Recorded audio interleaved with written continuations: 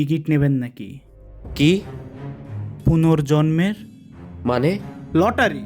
পুনর্জন্ম লটারির টিকিট বিক্রেতা আমি। না ভাই, আমার লাগবে না।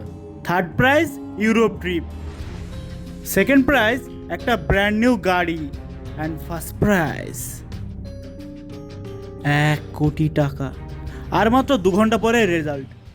না ভাই, লাগবে না। এই রেজাল্টটা দেখার জন্য 2 ঘন্টা পর বেঁচে নাও থাকতে পারি। আরে ও ভাই, শোনেন না। বললাম তো লাগবে না।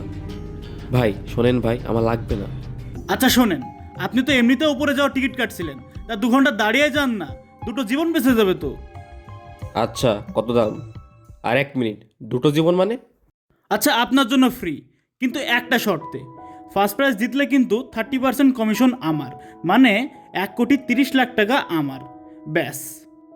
এবার বুঝলাম দুটো জীবন মানে।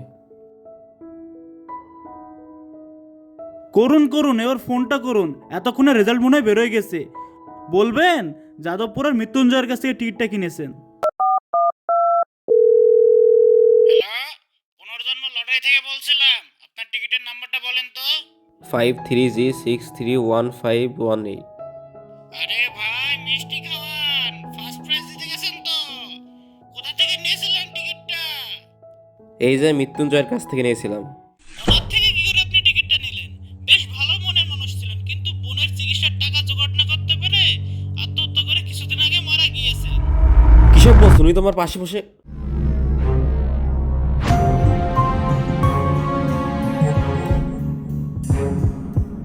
ভয় পাবেন না, আসলে ফার্স্ট প্রাইজের টিকিটটা বিক্রি করলে তো আর এত টাকা পেতাম না, তাই আপনাকেই বেছে নিলাম। কারণ আমার মৃত্যু আর আপনার পুনর্জন্ম তো একইভাবে। বোনটা খুব অসুস্থ জানেন, কথা দিয়েছিলাম হয়তো টাকা নিয়ে ফিরবো, নয়তো আর ফিরবই না। যাকগে, ঠিক অ্যাড্রেসে টাকাটা পাঠিয়ে দেবেন, নয়তো আবার ফিরে আসবো। এবার ভয় পান।